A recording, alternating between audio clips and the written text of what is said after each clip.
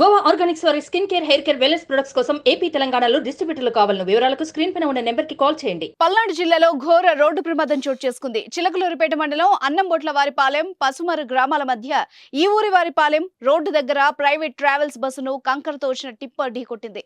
ఆ వెంటనే క్షణాల్లో టిప్పర్ కు మంటలంటుకున్నాయి. ఈ ఘటనలో 2 వాహనాల డ్రైవర్లు సహా 6 సజీవ దహనమైపోయారు. మరో 32 మంది వరకు తీవ్ర గాయాల పాలయ్యారు.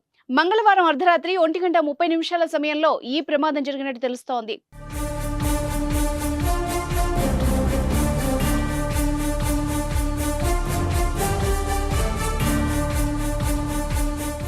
బాపట్ల జిల్లా చినగంజాం నుంచి అరవింద ప్రైవేట్ ట్రావెల్స్ బస్సు మంగళవారం రాత్రి హైదరాబాద్ కు బయలుదేరింది.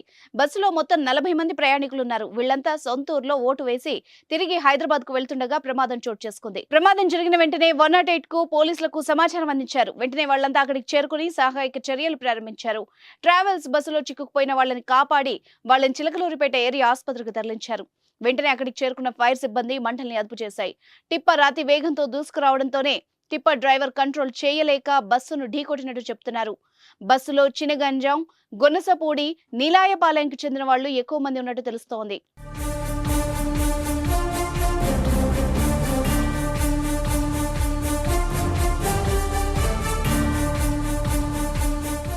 మృతుల్లో చీరాలకు చెందిన డ్రైవర్ అంజుతో పాటు చినగంజాం మండలానికి చెందిన ఉప్పుగుండూరు కాశీ, ఉప్పుగుండూరు లక్ష్మి, ముప్పరాజు ఖ్యాతి సాయిశ్రీ, 8 ఏళ్ల బాలిక కూడా ఉన్నారు. మరో 2 వివరాలు ఇంకా తెలియాల్సి ఉంది. ప్రయాణికుల్లో ఎక్కువ మంది ఓటు వేయడానికి వచ్చిన వాళ్లే ఉన్నారు. సొంత ఊరిలో ఓటు వేయాలని హైదరాబాద్ నుంచి వచ్చారు.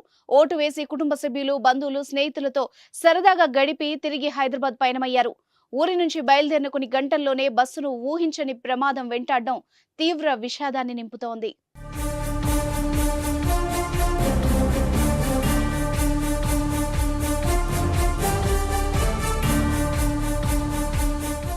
సుమన్ టీవీలో మీ పర్సనల్ అండ్ బిజినెస్ ప్రమోషన్స్ కోసం కింది నెంబర్కి కాంటాక్ట్ చేయండి.